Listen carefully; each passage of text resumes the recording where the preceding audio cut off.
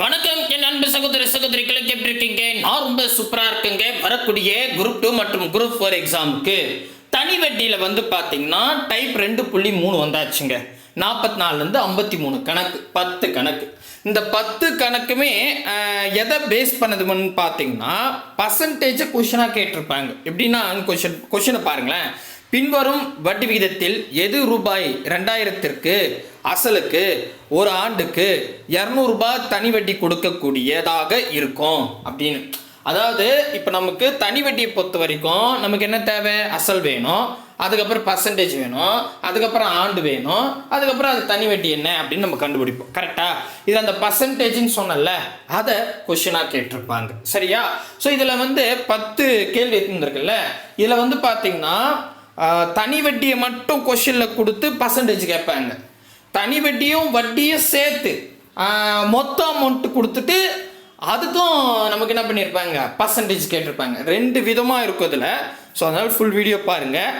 நான் 2 question home mark கொடுக்க போகிறேன், 8 கொஷின் நான் நடத்த போகிறேன். சரிங்களா? ஸோ இன்றைக்கான கிளாஸுக்கான கொஷினை கீழே டிஸ்கிரிப்ஷனில் ஆன்லைன் டெஸ்ட்டாக கொடுத்துருக்கேன். மறக்காமல் டெஸ்ட் எழுதி பாருங்கள், அப்போ தான் கொஷின் அண்டர்ஸ்டாண்ட் ஆகும்.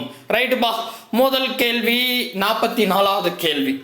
பின்வரும் வட்டி விகிதத்தில் ரூபாய் 2000 அசலுக்கு ஒரு வருடத்திற்கு 200 ரூபாய் தனி வட்டியை கொடுக்கக்கூடியதாக இருக்கும் அப்படின்னு கேட்டிருக்காங்க.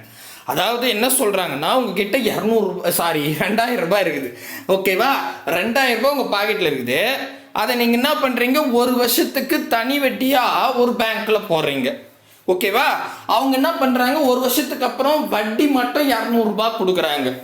அப்படின்னா இப்போ 200 ரூபாய் வட்டி வருது இல்லை, அப்போ எவ்வளோ பர்சன்டேஜ் அந்த பேங்க்ல இருக்கும் தனி வட்டி அப்படின்னு கேட்குறாங்க. புரிஞ்சிடுச்சா? ரைட்டு. இப்போ இதை நீங்கள் போன கிளாஸ் கவனிச்சுங்களான் தான் தெளிவாக புரியும். போன கிளாஸ் பார்க்கலன்றவங்க பிளேலிஸ்ட்டில் 2026 தனி வட்டின்னு கொடுத்துருப்பேன், அதில் போய் பாருங்கள். டைப் வைஸாக இருக்கும். சரிங்களா? இதில் என்னென்னா வட்டி எவ்வளோ? 200. முதல்ல அந்த 200 எழுதிக்குங்க. வட்டி ஃபஸ்ட்டு எழுதிக்கணும். அதுக்கு பக்கத்தில் ஒரு 100 பெருக்கிக்கணும். இதான ஃபர்ஸ்ட் ரூல். சரிங்களா? செகண்ட் ரூல் என்னன்னா, கீழே இந்த இடத்துல அசல் கொடுத்துருக்காங்களா, அந்த அசல் கீழே எழுதிங்க 2000. சரிங்களா? அது கூட வேற என்ன கொடுத்துருக்காங்க? ஒரு ஆண்டுன்னு கொடுத்துருக்காங்க, 1 போட்டுங்க. 1 போகிறதால ஒன்றும் மாற்றம் வராது. மேபி ஆண்டில் வேற ஏதாவது 2 ஆண்டு 3 ஆண்டுன்னா மாற்றம் வரும். அதனால நீங்கள் என்ன பண்ணணும்? கீழே அசலுக்கு பக்கத்தில் அந்த ஆண்டு என்னவோ அதையும் பெருக்கணும். அவ்வளோதான். சுருங்கின ஆன்சர் முடிஞ்சிடுச்சு. ஓகே, சரியா போச்சு. என்ன சொன்னேன்? வட்டி எவ்வளோ கொடுத்துருக்காங்க அதை மேலே எழுதிக்கணும், அது கூட 100 பெருக்கணும்.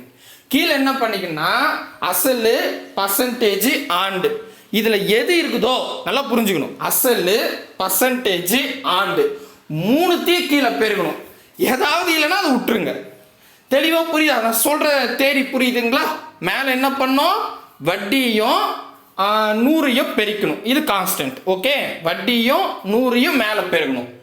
கீழே என்ன பண்ணணும்னா அசல், பர்சன்டேஜ், ஆண்டு இந்த 3த்தையும் பெருக்கணுங்க. ஓகேவா? ஏதாவது கொடுக்கலன்னா அதை விட்டுருங்க. அப்போ இந்த இடத்துல அசல் இருக்குது 2000, அதை வச்சுக்கிட்டேன். அதுக்கப்புறம் ஆண்டு ஒரு ஆண்டு இருக்குது, அதையும் பெருக்கிட்டேன். பர்சன்டேஜ் தான் கொஸ்டினில் கேட்டிருக்கேன், அதை விட்டேன். இதை சுருங்கின ஆன்சர். அவ்வளோதான். புரிஞ்சிடுச்சிங்களா? இவ்வளோதான். ரொம்ப ஈஸி. ஓகேவா? அடிக்கலாமா? இந்த ஜீரோ கேன்சல், இந்த ஜீரோ கேன்சல், இந்த ஜீரோ கேன்சல். அதுக்கப்புறம் இந்த 2க்கு 2 கேன்சல், மேலே 10 இருக்கும். அப்போ 10% ஆப்ஷன் பி தான் சரியானுடைய. 1 செகண்ட் தான். டக்குன்னு போட்டுடலாம். சரிங்களா? சப்போஸ் எனக்கு சரியான ஞாபகம் இல்லை சார் அப்படின்னா அடுத்த கேள்வி பாருங்க, தெளிவாக புரியும். சரிங்களா? இது 2019 குரூப் 8ல் கேட்டிருக்காங்க. 45வது கேள்வியா, ரூபாய் 2000க்கு 2% ஆண்டு வட்டியில் ரூபாய் 120 எனில் வட்டி விகிதம் எவ்வளவு அப்படின்னு கேட்டாங்க. ஸோ நமக்கு என்னன்னா, உங்ககிட்ட 2000 ரூபாய் இருக்குது, அதை 2 வருஷத்துக்கு தனி வட்டியாக போடுறீங்க, 120 ரூபாய் வட்டி கொடுக்குறாங்க. அப்போ எவ்வளோ பர்சன்டேஜ்னு கேட்குறாங்க. அப்போ பர்சன்டேஜை கொஸ்டினாக கேட்டிருக்காங்க. சரியா? அப்போ நம்ம ஃபஸ்ட்டு என்ன பண்ணணும்? வட்டி முதல்ல எழுதிக்கணும். வட்டி 120 ரூபாய், அதை எழுதிக்கங்க. இது கூடவே கான்ஸ்டண்ட்டாக 100 பெருக்குங்க. இது ஃபஸ்ட்டு. செகண்ட், கீழே வந்து அசல், பர்சன்டேஜ், ஆண்டு 3த்தையும் கீழே பெருகணும். ஏதாவது கொடுக்கலன்னா கொஸ்டினில் அது விட்டுடலாம். அப்போ அசல் எவ்வளோ? 2000, அதை கீழே போடுங்க. சரி, நெக்ஸ்ட்டு வந்து பார்த்தா ஆண்டு பர்சன்டேஜ் கொடுத்துருங்களா? பர்சன்டேஜ் தான் கொஸ்டினில் கேட்குறாங்க, அப்போ விட்டுருங்க. ஆண்டு கொடுத்துருக்காங்களா? 2 வருஷம் கொடுத்துருக்காங்க, அதை போட்டுங்க. சுருங்க ஆன்சர். அவ்வளோதாங்க. ரொம்ப ஈஸி ரைட்டா. ஸோ அப்போ இங்கே பாருங்கள், இந்த ஜீரோக்கு இந்த ஜீரோ கேன்சல், இந்த ஜீரோக்கு இந்த ஜீரோ கேன்சல், இந்த ஜீரோக்கு இந்த ஜீரோ கேன்சல். 2ல் பாதி 1, 12ல் பாதி 6, 2ல் பாதி 1, 6ல் பாதி 3. அப்போ 3 மட்டும்தான் இருக்குது, எல்லாம் அடிப்பட்டுருச்சு. 3% ஆப்ஷன் ஏதான் சரியான விடை. ஆடா ஆடா ஆடா, எப்படி ஈஸியாக இருக்குது. இதை போய் கஷ்டம்னு சொன்னீங்களே, ரைட்டு. அடுத்தது ஈஸி தானே. அப்போது 7/5/2023 டிஎன்பிசியில் கேட்டிருக்காங்க. அந்த கொஸ்டின் ஓமா இருக்கா தார சரியா. சப்போஸ் புரியல அடுத்தடுத்த கொஸ்டின் பார்த்து கூட போடுங்க, பிரச்சனை இல்லை. ஸோ 46வது கொஸ்டின் ஓமா இருங்க. ஒரு வங்கியானது சேமிப்பு தொகையாக வைக்கப்பட்ட ரூபாய் 3000க்கு 2 ஆண்டுகள் ரூபாய் 240 தனி வட்டியாக வழங்குகிறது எனில் அவ்வங்கி வழங்கும் வட்டி விகிதத்தை காண்க அப்படின்னு கேட்டாங்க. அதாவது என்ன சொல்றாங்கன்னா, நீங்க ஒரு 3000 ரூபாய் வச்சிருக்கீங்க, அதை வந்து தனி வட்டி கொடுக்குற பேங்க்ல எடுத்துட்டு போய் போடுறீங்க, 2 வருஷத்துக்கு போடுறீங்க. 2 வருஷத்துக்கு அப்புறம் வட்டி மட்டும் வாங்குறீங்க, 240 ரூபா கொடுக்குறாங்க அப்படின்னா அந்த பேங்க்ல எவ்வளோ பர்சன்டேஜ் போடுறாங்க ஆண்டுக்கு அப்படின்னு கேட்குறாங்க. ஸோ அப்போ என்ன பண்ணணும், ஃபர்ஸ்ட் வந்து வட்டியை மேலே வச்சுக்கணும், கூடவே 100 பெருக்கிக்கணும். கீழே என்ன பண்ணிக்கணும், அசல் பர்சன்டேஜ் ஆண்டு, இந்த 3 வேல்யூ கீழே பெருக்கணும். ஏதாவது ஒரு வேல்யூ கொடுக்கலன்னா அதை விட்டுடலாம். அவ்வளோதான், போட்டு சுருக்குனா ஆன்சர். அவ்வளோதான், தட்ஸ் ஆல் யுவர் ஆனர். போடுங்க. Option A 3%, B 4%, C 5%, D 6%. எனக்கு அவ்வளோவா புரியலப்பா அப்படின்றவங்க அப்படியே வெயிட் பண்ணி அடுத்த கேள்வி பார்த்துட்டோம்னா போடுங்க. 47வது கேள்வி. ரூபாய் 1500க்கு 3 ஆண்டுகளுக்கு 2 வெவ்வேறு இடங்களில் இருந்து கிடைக்கும் தனி வட்டியின் வித்தியாசம் 13 ரூபாய் 50 பைசா எனில் வட்டி விகிதங்களின் வித்தியாசம் அப்படின்னு கேட்டிருக்காங்க. 2022 குரூப் 4. அடக்கடவுளை ஒன்றும் புரியலையே. அதாவது என்னன்னா, நல்லா புரிஞ்சுங்க, இங்கே கொஸ்டின் அண்டர்ஸ்டாண்ட் பண்ணிட்டா ஈஸி. உங்ககிட்ட ஒரு 1500 ரூபாய் இருக்குங்க, சரி. இதை 3 வருஷத்துக்கு 2 இடத்துல வட்டிக்கு கொடுக்குறீங்க. அதை பிரித்து குடிக்கிறீங்களா, எப்படி குடிக்கிறீங்க அதெல்லாம் அவன் சொல்லலை. உங்ககிட்ட ஒரு 1500 ரூபாய் இருக்குது, 3 வருஷத்துக்கு 2 பேர்கிட்ட நீங்கள் கடனாக கொடுக்குறீங்க அப்படின்னு வச்சுக்கோங்க. இப்போ என்ன ஆகுதுன்னா, ஏன்றவன் வந்து பார்த்தா இப்போ ஏபிக்கு ஓகேவா 1500 ரூபாய் இருக்குது, 3 வருஷத்துக்கு 2 பேர்கிட்ட 1500 ரூபா நான் பிரித்து கொடுக்குறேன் அப்படி கூட வச்சுக்கோங்க. சரியா, ஏபி அப்படின்னு 2 பேருக்கு நான் பிரித்து கொடுக்குறேன். 3 வருஷம் பொறுத்து ஏன்றவன் வட்டி கொடுத்துட்டான், கொஞ்ச நேரம் பொறுத்து பின்றவன் வட்டி கொடுத்துட்டான் அப்படின்னு வச்சுக்கோங்க. சரிங்களா, இவங்க 2 பேர் இப்போ ஏன்றவனும் பின்றவனும் நம்ம ஒரு அமௌண்ட் எடுத்துன்னு வந்து தரான்ல, அதை நான் வித்தியாசம்னா கழிச்சு பார்க்குறேன். ஒரு உதாரணத்துக்கு சும்மா சொல்கிறேன், ஏன்றவன் 100 ரூபாய் வட்டி கொடுக்குறான், பின்றவன் 80 ரூபா வட்டி கொடுக்குறான். அப்போ நான் 100 80 கழிச்சா 20 ரூபாய் வித்தியாசமாக இருக்குது. கரெக்டாக 2 பேருக்கு வித்தியாசம் 20 ரூபாய் அப்படி நம்ம சொல்லலாம்ல. அந்த மாதிரி ஏ ஒரு அமௌண்ட் கொடுக்குறான், பி ஒரு அமௌண்ட் வட்டி கொடுக்குறான். இவங்க 2 பேருக்கு வித்தியாசம் எடுத்தால் 13 ரூபா 50 பைசா வருது. இப்போ இந்த 13 ரூபா 50 பைசான்னு வருது இல்லை, அது 1500 ரூபாய்க்கு எவ்வளோ பர்சன்டேஜ், அவ்வளோதான். அப்போது இப்போ நீங்கள் இது என்ன யோசிக்கணும்னா, இந்த 13 ரூபா 50 பைசான்றது வட்டியாக வச்சுக்கணும், வேற ஒன்றும் கிடையாது. ஏன்னா அவங்க கொடுக்கத்தே 13 ரூபா 50 பைசான்றது எத்தனை பர்சன்டேஜ்னு கேட்குறாங்க. அப்போ நம்ம என்ன யோசிக்கணும்னா, 1500 ரூபாய்க்கு 3 வருஷத்துக்கு 13 ரூபா 50 பைசா வட்டி வருதுன்னா அது எவ்வளோ பர்சன்டேஜ், அவ்வளோதாங்க. கிளியராக புரியுதுங்களா? ரைட்டு, அவ்வளோதான். அது புரிஞ்சுட்டாவே முடிஞ்சிருச்சு. ஸோ இப்போ என்ன பண்ணணும் அப்படின்னு கேட்டால், வட்டி எவ்வளோ 13 ரூபா 50 பைசா. ஃபஸ்ட்டு நம்ம வட்டியை எடுத்துக்கணும், எடுத்துக்கிட்டு அது கூடவே 100 பெருகிடணும். நெக்ஸ்ட்டு வந்து பார்த்தீங்கன்னா அசல் பர்சன்டேஜ் ஆண்டு 3 கீழே பெருகணும். ஏதாவது மதிப்பிட்டு இருந்தாங்கன்னா கன்சிடர் பண்ண வேண்டாம். அப்போது 1500ன்றது அசல், அதை நான் எழுதிக்கிட்டேன் ஓகேவா. இன்ட்டு பர்சன்டேஜ் கொஸ்டினில் கேட்டிருங்க, அதை விட்டுருங்க, ஆண்டு 3 அவ்வளோதாங்க. இப்போ இதை சுருக்குனா ஆன்சர் ஓகேவா, அவ்வளோதான் முடிஞ்சிருச்சு. ரைட்டா, ரைட். இப்போ என்னன்னா 13 ரூபா 50 பைசான்னு புள்ளி வச்சிருக்குது. புள்ளி வச்சதுல என்னால் இந்த கணக்கு சுருக்க சிரமமாக இருக்கும், சுருக்கலாம் சிரமமாக இருக்கும், புள்ளி வச்சு தான் அடிக்கிறது ரொம்ப சிரமம். அப்போ என்ன பண்ணலான்னா, அதுக்கு சூப்பரான ஒரு மெத்தட் இருக்குது. இங்கே பாருங்களேன், பெருக்கல்ல 100ன்னு இருக்குல்ல, பெருக்கல்ல 100, இதில் நான் ஒரு ஜீரோவை கேன்சல் பண்ணால் இந்த புள்ளி இங்கே வந்துருங்க.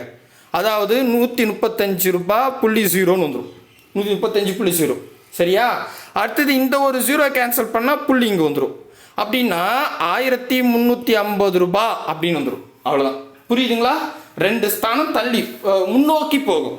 சரிங்களா, எப்பவுமே நீங்கள் ஜீரோக்களை பெருக்கிறீங்க அப்படின்னா புள்ளி முன்னோக்கி போகும். அது மட்டும் இன்ட்டு மாதிரி வச்சுக்கோங்க. அப்போது 1350 ரூபா அப்படின்னு மாறிடும். நான் ஒரு ஸ்டெப் மட்டும் எழுதிக்கிறேன், ஏன்னா இந்த புள்ளி வச்சு நம்பர் இந்த 100 கூட பெருகிட்டேன், வேற ஒன்றும் இல்லை. கீழே என்ன இருக்கும், 1500 × 3 அப்படின்னு இருக்கும். இவ்வளோதான், இதை சுருண ஆன்சர். ரைட்டா, புரியுதுங்களா?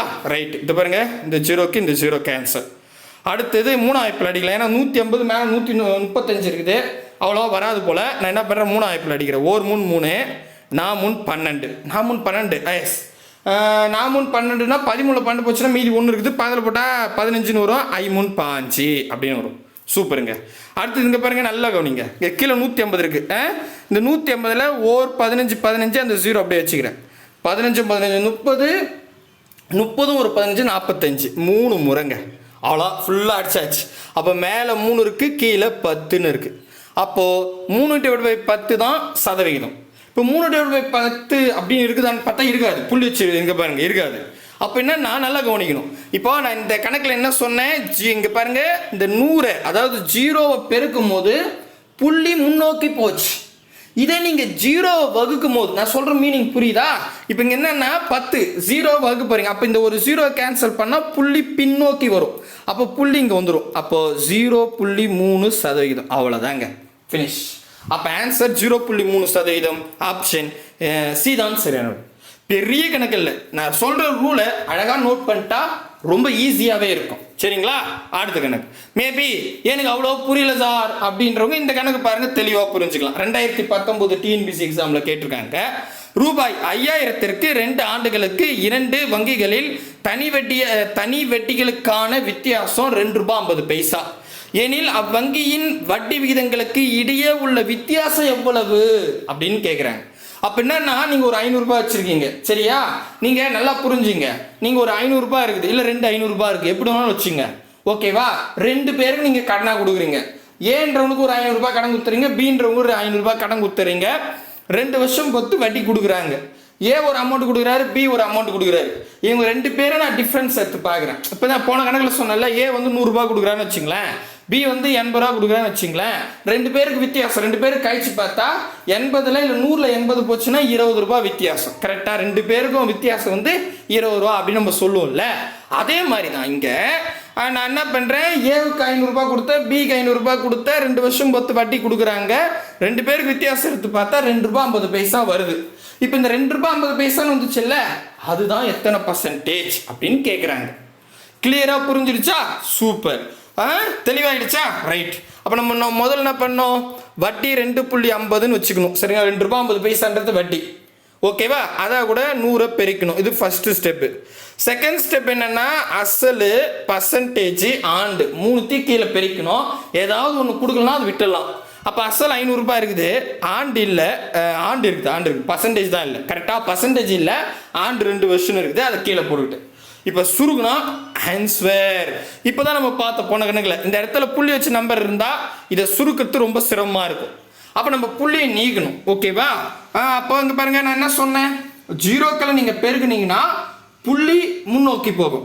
அப்போ ஒரு 0 நான் கேன்சல் பண்ணால் புள்ளி இங்கே வந்துடும், இன்னொரு 0 கேன்சல் பண்ணால் புள்ளி இங்கே வந்துடும். அப்போ 250 ரூபான்னு இருக்கும். அப்போ 250 டிவைடட் பை 500 × 2. இப்போ எல்லாம் 3 நம்பர் ஆகிடுச்சா, அடிக்கலாம். சரிங்களா? புரியுதுங்களா? இந்த 0க்கு இந்த 0 கேன்சலுங்க. ஓர் 25 25, 2 25 50ன்னு தெரியும், கரெக்டாக அடிச்சிட்டேன். அப்போ மேலே 1 இருக்குது, கீழே 2 2 இருக்குன்னா 4ன்னு இருக்குது. அப்போ 1/4%. 1/4% ஆன்சர். போய் பாருங்க, நாங்கள் 1/4% இல்லையே அப்படின்னு கேட்டிங்கன்னா ஒன்றும் பிரச்சனை இல்லை, ரொம்ப ஈஸி. இதே நீங்கள் ஞாபகம், இதை இப்படி சுருக்கி இன்னும் நான் சுருக்கத்தை விட இப்படி ஞாபகம் வச்சுங்க. என்னென்னா இது பாருங்களேன், 1.2% அப்படின்னா 0.5% போடலாம், 1/2%. ஓகேவா? 1/2ன்றத 0.5ன்னு சொல்லலாம். அதே மாதிரி 1/3ன்றத 0.33 அப்படின்னு சொல்லலாம், 0.33, சரியா? அதே மாதிரி 1/4ன்றத 0.25 அப்படின்னு சொல்லலாம், ஓகேவா? 1/4% 0.25% சொல்லலாம். அப்போது இது மாதிரி நான் வச்சுக்கோங்க. பெரிய நிறைய நம்பர்லாம் இருக்காது, மீதிலாம் அடிச்சிடலாம், சரிங்களா? இது நிறைய பேருக்கு வந்து இது நான் டீட்டெயிலாக 100 பெருக்கி புள்ளி வைக்கி காமிக்கிறத விட ஜஸ்ட் ஞாபகம் வச்சுக்கலாம். 1/2ன்றது 0.5, 1/3ன்றது 0.33, 1/4ன்றது 0.25 அப்படின்னு வச்சுக்கலாம். சரியா? அப்போ 0.25 ஆப்ஷன் டி தான் சரியானது.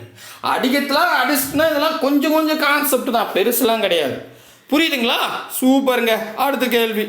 அடுத்தது இப்போ இது வரைக்கும் நம்ம பார்த்தது என்னன்னா, இது பாருங்களேன், இதுக்கு முன்னாடி என்ன பண்ணியிருப்பாங்க, வட்டி கொடுத்துட்ருப்பாங்க. ஆனால் இந்த கணக்குலேருந்து வட்டி வந்து இங்கே பாருங்களேன், நான் கொஷின் படிக்கும்போது உங்களுக்கு புரியும். டைப் 2.3Bயில் வந்துட்டேன். 49வது கேள்வி. ரூபாய் 4000 ஆனது 4 ஆண்டுகளில் ரூபாய் 5000 ஆகிறது எனில் கணக்கிடப்பட்ட தனி வட்டி வீதம் யாது? 2013 VAO எக்ஸாமில் கேட்டிருக்கேன். அதாவது குரூப் 4 எக்ஸாம். என்னன்னா உங்ககிட்ட 4000 ரூபாய் இருக்குதுங்க. 4 வருஷத்துக்கு ஒரு தனி வட்டியாக ஒரு பேங்க்கில் போடுறீங்க. 4 வருஷத்துக்கு அப்புறம் போய் கேட்டிங்கன்னா மொத்த துட்டும் கொடுத்துருங்க, எனக்கு வேலை இருக்குதுப்பா, யூஸ் இருக்குது அப்படின்னு கேட்குறீங்க. அப்போ நீங்கள் 4 வருஷத்துக்கு முன்னாடி 4000 போட்டிங்க, வட்டியும் சேர்த்துட்டேன், மொத்தம் 5000 ரூபாய் தாங்க அப்படின்னு கொடுத்துட்றாங்க. அப்போது அப்படின்னா அந்த பேங்க்கில் எவ்வளோ பர்சன்டேஜ் போடுறாங்க? இதான் கேள்வி. எனக்கு வட்டி தான் வேணும். இந்த கணக்கை பொறுத்த வரைக்கும் வட்டி தான் எனக்கு வேணும். ஆனால் அங்கே 5000ன்றது எதை குறிக்குது? அசலும் வட்டியும் சேர்த்து குறிக்குது. ஆனால் நம்ம கணக்கு என்ன தேவை? வட்டி தான் தேவை. அப்போ நம்ம என்ன பண்ணிக்கணும்? ஒன்றும் இல்லை, ரொம்ப கஷ்டப்பட வேணாம். இப்போ 5000ன்றது அசலும் வட்டியும் சேர்ந்தது. ஆமாம் தானேங்க? ரைட்டு. அப்போ எனக்கு அசல் 4000 தெரியுது. அப்போது இந்த 5000ல் அசல் 4000 கழிச்சிட்டா வட்டி வந்துடுமா? இது நீங்கள் மனசுலேயே போடணும். சரியா? ஏன்னா 5000ன்றது அசலும் வட்டியை சேர்ந்து கொடுத்துருக்காங்க. அசல் 4000 நமக்கு தெரியும். அப்போ 5000ல் 4000 கேட்டால் கழிச்சிட்டா மீதி வரத்து வட்டி. அப்போ நான் கழிச்சுன்னா 1000 ரூபான்னு வரும். அப்போ 1000 ரூபாய் வட்டி. இப்போ நான் வட்டி கண்டுபிடிச்சிட்டேன். அதே மாதிரி கொஷனில் அசல் இருக்குது, அதே மாதிரி ஆண்டு இருக்குது, பர்சன்டேஜ் கேட்டிருக்காங்க. அப்போ நம்ம ஃபார்மேட் வந்துருச்சா? அப்போ நம்ம என்ன பண்ணோம்? முதல் வட்டி எடுத்துக்கணும் 1000, இதாக கூட 100 பெருக்கணும். இது ஃபஸ்ட்டு ஸ்டெப்பு. நெக்ஸ்ட்டு கீழே வந்து அசல், பர்சன்டேஜ், ஆண்டு 3த்தையும் கீழே பெருக்கணும். பட் ஏதாவது ஒன்று கொடுக்கலாம், அதை விட்டுடலாம். அப்போது எனக்கு அசல் வந்து 4000 தெரியும், 4000 எழுதிக்கிட்டேன். இன்ட்டு பர்சன்டேஜ் தான் கொஷனில் கேட்டிருக்காங்க, விட்டுருங்க. எத்தனை ஆண்டு? 4 ஆண்டு, 4 கீழே வச்சுருங்க. அவ்வளோதான். இதை சுருக்குங்க, ஆன்சர். இந்த ஜீரோக்கு இந்த ஜீரோ கேன்சல், இந்த ஜீரோ கேன்சல், இந்த ஜீரோக்கு இந்த ஜீரோ கேன்சல். அதுக்கப்புறம் என்ன பண்ணலாம் அப்படின்னு கேட்டால், இங்கே பாருங்கள், 4ல் பாதி 2, 100ல் பாதி 50. நான் 2ல் பாதி 1, 50ல் பாதி 25. அப்போது 25 கீழே 4 இருக்குங்க, இங்கே ஒன்று மறந்துடாதீங்க. இதாங்க இன்னும் நம்ம சுருக்கலாம், பட் எப்படி போட்டிருக்கான்னு பார்ப்போம். சரியா? 25/4 இது எப்படி கொண்டு வந்திருக்கான்னு ஆப்ஷன் பார்த்தா கலப்பினத்தில் கொடுத்துருக்காங்க. சரிங்களா? அங்கே பாருங்கள், எல்லாம் கலப்பினத்தில் இருக்குது, அடிக்கலாம். அப்போ என்ன ஆகுதுன்னா, அதை பாருங்களேன், 1 நாள் 4, 5 20, 6 24. அப்போ 6 24 6 முறை அடிபட்டுடுது. 6 நாள் இருக்குதுன்னு அர்த்தம். கரெக்டா? இப்போது 6 24, 25ல் 24 போயிடுச்சு, மீதி 1 இருக்குது. அந்த 1 4 வாய்ப்பாடில் 1 மணி வராது. அப்போ அந்த 1க்கு கீழே மட்டும் 4 வச்சுக்கணும். அப்போது 6 1/4 தான் ஆன்சர். 6 1/4 ஆப்ஷன் ஏ தான் சரியான விடை. அவ்வளோதாங்க. எவ்வளோ சிம்பிளாக இருக்குது பாருங்கள். தெளிவாக புரியுதுங்களா? சூப்பர். இப்போ அடுத்த கணக்கு. அடுத்தது நான் உங்களுக்கு ஹோம்ஒர்க் கொடுக்கலான்னு இருக்கேன். பட்டு இந்த கணக்கு நடத்திட்டு ஹோம்ஒர்க் தரேன். 51 நடத்திட்டு 50 வந்து ஹோம்ஒர்க் தரேன். சரியா?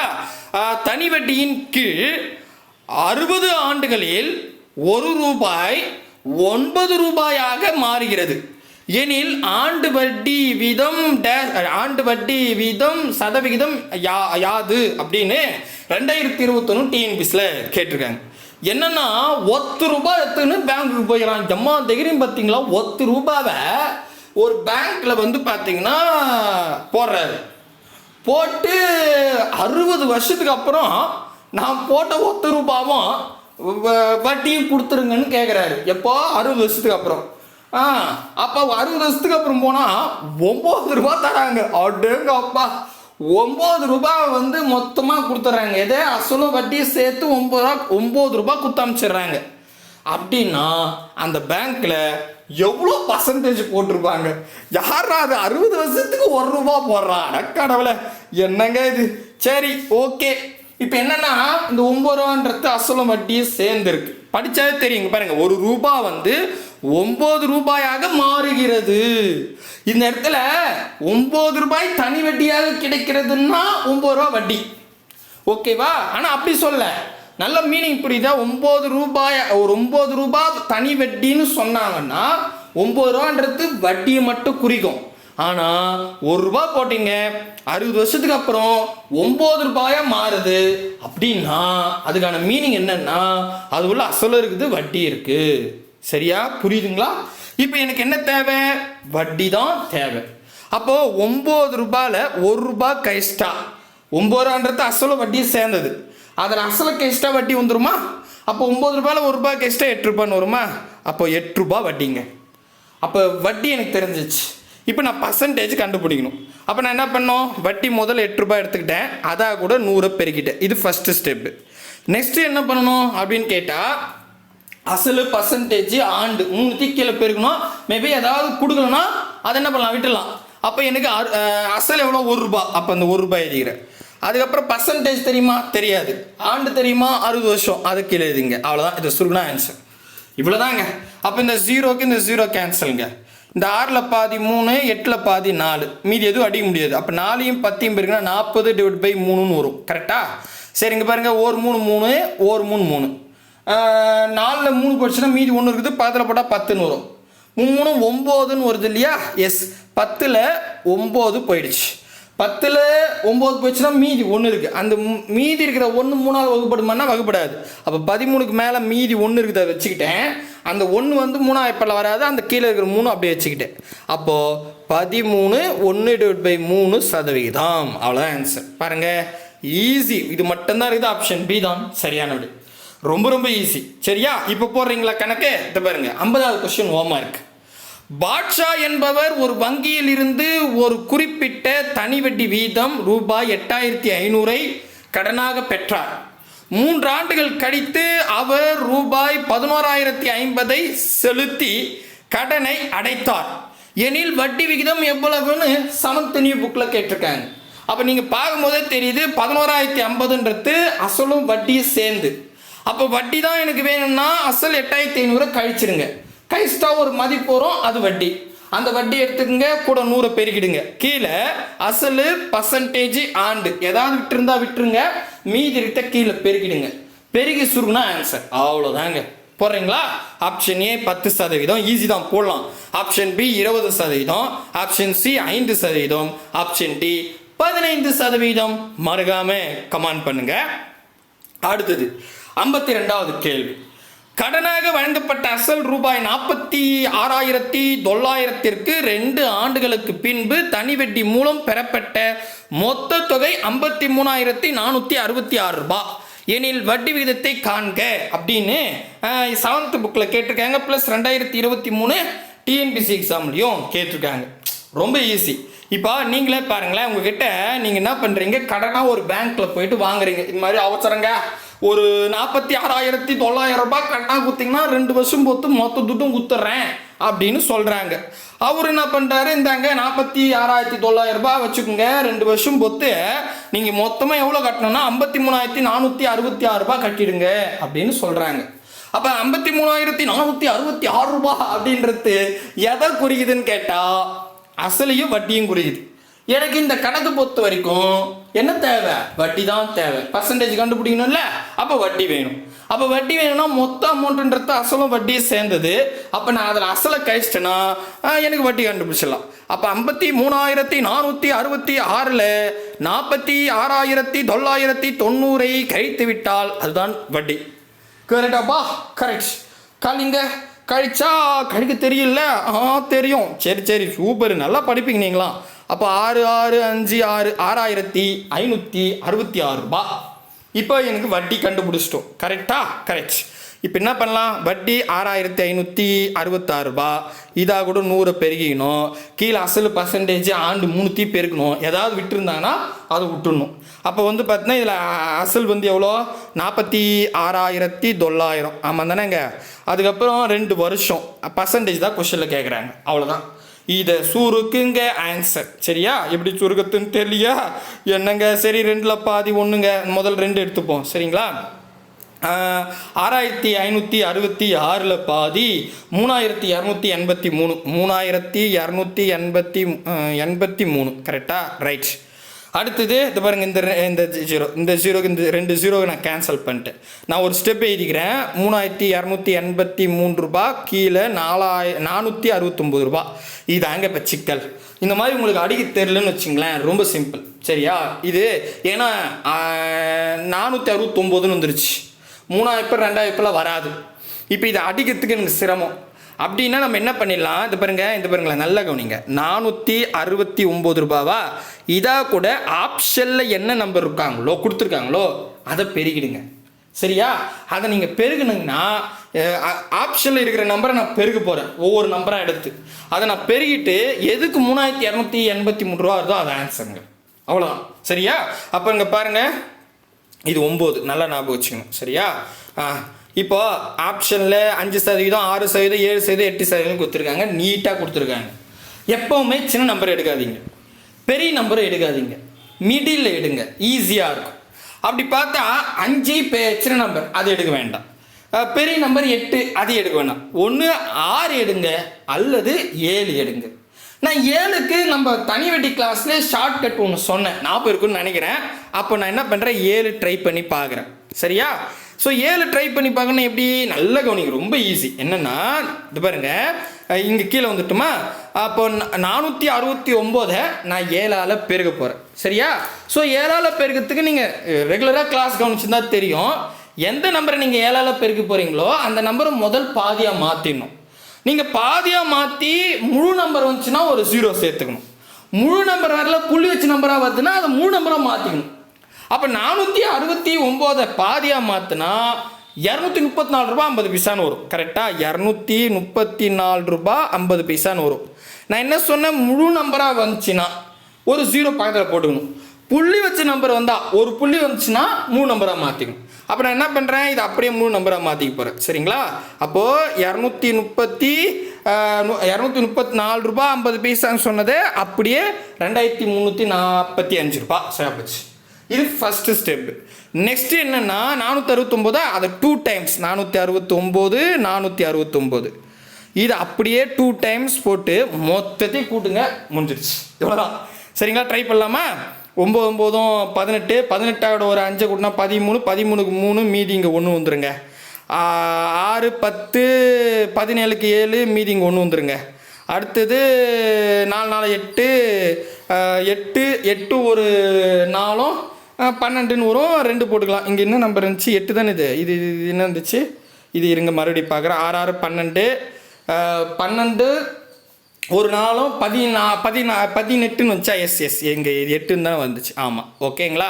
அடுத்தது இங்கே 2ன்னு வரும், இங்கே 3ன்னு வரும். இருங்க மாற்றி போடுறேன். 2 3. சரிங்களா? அப்போ 3283 ரூபான்னு வருது. இங்கே பாருங்கள், கரெக்டாக வருது. ஸோ அதான் ஆன்சர். சரிங்களா? இது ஏழாவாய்ப்படுத்தி பெருகு தெரியுறவங்க தாராளமாக பெருகி பார்த்துங்க, தெரியாதவங்க இந்த ஷார்ட்கட் யூஸ் பண்ணிக்கோங்க. சரிங்களா? புரியுதுங்களா? சொல்கிறது புரியுதுங்களா? ரைட்டு. ஃபைனல் கேள்விக்கு வந்தாச்சு. ஃபைனல் கேள்வி என்ன சொல்லுது அப்படின்னு கேட்டால் 53வது கேள்வி. ரவி என்பவர் ஒரு வங்கியில் தனி வட்டி முறையில் ரூபாய் 13,500 கடனாக பெற்றார். 4 ஆண்டுகள் கழித்து 20,790 செலுத்தினார். கடனுக்கான வட்டி வீதம் எவ்வளவுன்னு 7/3/2026 இந்த வருஷம் 3ஆம் மாதம் நடந்த எக்ஸாமில் கேட்டிருக்காங்க. சூப்பர். இப்போ நமக்கு என்னென்னா இந்த 4.5 வருஷம் கொடுத்துருக்காங்க, அது மட்டும் தான் கொஞ்சம் வித்தியாசமாக இருக்குது. நம்ம அதை பார்த்துருவோம். ஸோ ஃபர்ஸ்ட் ஆஃப் ஆல் பார்த்தீங்கன்னா ரொம்ப ஈஸி தான். சரிங்களா? ஃபஸ்ட்டு என்னென்னா இங்கே பாருங்கள், ரவின்றவர் ஒரு பேங்க்கில் 13,500 ரூபாய் கடை வாங்குறாருங்க. 4.5 வருஷம் பொறுத்து அசலையும் வட்டியும் சேர்த்து மொத்தமாக 20,790 ரூபாய் கொடுத்துட்றாரு. அப்படின்னா அவருக்கு அந்த பேங்க்கில் எவ்வளோ பர்சன்டேஜ் போட்டிருப்பாங்கன்னு கேட்குறாங்க.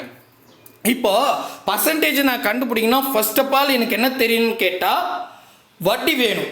ஆனால் 20,790 ரூபான்றது அசலு வட்டி சேர்ந்தது. அப்போ நான் என்ன பண்ணிடுறேன், அந்த 20,790ல் அசல் பார்த்தீங்கன்னா 13,500 கழிச்சிடணும். சரிங்களா? இது ஃபஸ்ட்டு ஸ்டெப்பு. ஏன்னா எனக்கு வட்டி வேணும். தெளிவாக புரியுதுங்களா? அப்படி நான் கழிச்சா 7290 ரூபாய் அப்படின்னு வரும். சரிங்களா? கழிச்சிடுங்க. ஓகே, இப்போ வட்டி கண்டுபிடிச்சிட்டோம். நெக்ஸ்ட் என்னென்னா வட்டி எடுத்துப்போம். 7290 இதாக கூட கான்ஸ்டண்ட்டாக 100 பெருகணும்.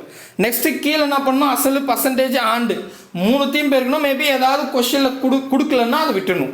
அப்போ நமக்கு தெரியும் 13,500 ரூபாய் அசல். அதை அப்படியே எழுதிக்கிறேன். 13,500 இன்ட்டு பர்சன்டேஜ் இல்லை, ஆண்டு 4.5 வருஷம்னு சொல்லிட்டாங்க. கரெக்டாக 4.5 வருஷம். சரிங்களா? 4.5 வருஷம். இதில் என்ன ஒரு விஷயம்னா, அது பாருங்க, நல்லா கவனிங்க. இந்த இடத்துல இது கலப்பினத்தில் இருக்குது. கலப்பினத்தில் கணக்கு போட முடியாது. இந்த இடத்துல நீங்கள் இந்த நம்பரே யூஸ் பண்ணவே கூடாது. அப்போ என்ன சார் பண்ணணும்னா, கலப்பினத்தை பின்னமாக மாற்றிடணும். எப்படி? இதை பாருங்கள், இங்கே மாற்றுறேன். இந்த இடம் இந்த அழிச்சிட்றேன். இது போன கணக்கு தானே, அழிச்சிடலாம். 4.5 வருஷம்னு கொடுத்துருக்காங்களா, இது கலப்பினத்தில் இருக்குது. பின்னமாக மாற்றிடணும். பின்னமாக மாற்றினா இங்கே பாருங்கள் 2, அதாவது கலப்பினத்தை பின்னமாக மாற்றத்தை சொல்கிறேன். கீழே இருக்கிற 2 சைடில் இருக்கிற 4 கூட பெருகணுங்க. ஒரு நாள் 4 இருந்தாங்க 800மா. இந்த பெருகிட்டிங்களா? இந்த பெருக்கின நம்பராக கூட இங்கே என்ன நம்பர் இருக்கோ அதை கூட்டிக்கணும். 8 ஒன்று கூட்டினா 9 வரும். 9/2 வருங்க. அவ்வளோதான். சரியா? புரியுதுங்களா? சூப்பர். நெக்ஸ்ட்டு இப்போ நான் அது பின்னமாக மாற்றிட்டு இப்போ எழுதிக்கலாம். 9/2. மறுபடியும் இங்கே ஒரு கண்டிஷன் இருக்குது. என்ன கண்டிஷன்ப்பா? இப்போ நான் 9/2 கரெக்டு தானே? கரெக்டு. அதாவது ஒரு பின்னத்துக்கு கீழே இன்னொரு பின்னம் வரக்கூடாது. சட்டப்படி குற்றம். கடவுள் கண்ணை குத்திடுவார். அடக்கடவுளை இப்போ என்ன சார் பண்ணுறது? ஒன்றும் பிரச்சனை இல்லை. இப்போ 9/2 இல்லை, இப்போ கீழே இருக்கிற 2 மேலே எடுத்து போய் போட்டுருங்க. 9 அங்கே வச்சுங்க. அவ்வளோதாங்க. இதுதான். சரிங்களா? அது எது கண்டிஷனே? ஒரு பின்னத்துக்கு கீழே இன்னொரு பின்னம் வந்தால் தான். வெறும் 9 வருதுன்னா பிரச்சனை இல்லை. சரியா? 9/2 வருது. ஒரு பின்னத்துக்கு கீழே இன்னொரு பின்னம் வரக்கூடாது. அப்படி வந்துச்சுன்னா அந்த 9/2 கீழே 2 இருக்குல்ல, அந்த 2 எடுத்து போய் மேலே பெருகிடுங்க. 9 கீழே வச்சுங்க. அவ்வளோதாங்க. இந்த 2 ரூல் மட்டும் ஞாபகம் வச்சுங்க. சப்போஸ் புரியலன்னா குறிப்பு மாதிரி எழுதிச்சிங்க. அவ்வளோதான். இப்போ இதை சுருக்குவோம். என்னங்க இப்படி இருக்குது? என்னங்க எப்படி கேட்குறீங்க? டடடா. சரி பார்ப்போம். எப்படியாவது ஒரு நல்ல வழி இல்லாமல் இருக்கும் பார்த்தலாம். எதில் போடுவோம்? முதல்ல 0 அடிச்சிடலாமா? ஈஸியாக இருக்கும். இந்த 0க்கு இந்த 0 கேன்சல், இந்த 0க்கு இந்த 0 கேன்சல். நெக்ஸ்ட்டு பார்த்தீங்கன்னா 9 இருக்குது. 9ஆக இப்போ ட்ரை பண்ணுவோம். 9 9 வாய்ப்பாடு தெரியும் இல்லைங்களா? தெரியுங்க. ஸோ 9 90. 90ல் 9 கழிச்சா 81. 81ல் 9 கழிச்சா 22. அப்போது 8 9 92. ஓகேங்களா? அப்புறம் 9 இருக்குது. இந்த 0 அப்படியே போட்டு 810 அப்படின்னு கிடைக்குது. நெக்ஸ்ட்டு 3 இப்போ ட்ரை பண்ணலாம். 135 இருக்குங்க பாருங்கள். 4 12. 13ல் 12 போனால் மீதி 1 இருக்குது. பக்கத்தில் போட்டால் 5 வரும். 5 5 அப்படின்னு வந்துடுது. கரெக்டு தானுங்க? 3 இப்போ ட்ரை பண்ணுறேன். இருங்க, இது 3 இப்போ வரும். ஓகே. இங்கே பாருங்கள். 4 12 5 5. ஓகேங்களா? ரைட்டு. நெக்ஸ்ட் இங்கே என்ன பண்ணுறேங்க பாருங்கள். 1 3 3 6. 3 9ஆம் ஆகிடும். சரிங்களா? அதுக்கப்புறம் என்ன ஆகுதுன்னா 1 3 3 6. 8ல் 6 போச்சுன்னா மீதி 2 இருக்குது. பக்கத்தில் வைங்க. 7 21. ஓகேவா? அந்த 0 அப்படியே எழுதிக்கலாம். ஓகே, சூப்பருங்க. நெக்ஸ்ட்டு 45 இருக்குதா? இப்போ 45ன்னா அதே 3 அடிக்கலாம். கரெக்டாக பாருங்கள். 1 3 3. மீதி 1 இருக்குது. போட்டனா 5 5 அப்படின்னு வரும். 15. ஓகேவா? இங்கே பாருங்கள். இது இருக்குது. 9 27 90ன்னு வந்துருச்சு. ஆடாடாடா, பரவாயில்ல. ஓகே, இதை பாருங்கள். மறுபடியும் அடிப்போம். அடித்தா 15 இருக்கிறதால அதே 3 அடிக்கலாமா? 5 5 இருக்குதுங்க. சரியா? இங்கே பாருங்கள். 3 9. அந்த 0 போட்டால் 30. ரைட்டு. அடுத்தது 5 5. 6 5 30. இங்கே 6 இருக்குது, இங்கே 2 இருக்குதுங்க. எங்கப்பா 6 × 2. 1 6 6 6 12 12%. ஆப்ஷன் ஏ தான் சரியானது. முடிஞ்ச அளவுக்கு நான் சின்ன நம்பர் தான் பெருகியிருக்கேன், சுருகியிருக்கேன். கண்டிப்பாக புரியும் அப்படின்னு நம்புகிறேன். சப்போஸ் புரியலனா சொல்லுங்கள். ஸோ ஹோம்ஒர்க் சம்முக்கும் மறக்காமல் ஆன்சர் பண்ணுங்கள். அடுத்த வீடியோவில் சந்திக்கலாம். பாய் பிரதர் அண்ட் சிஸ்டர்.